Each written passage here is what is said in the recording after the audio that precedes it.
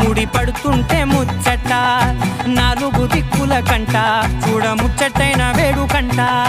ఆ పంచభూతాల తోడుగా ప్రేమ పంచుకొనే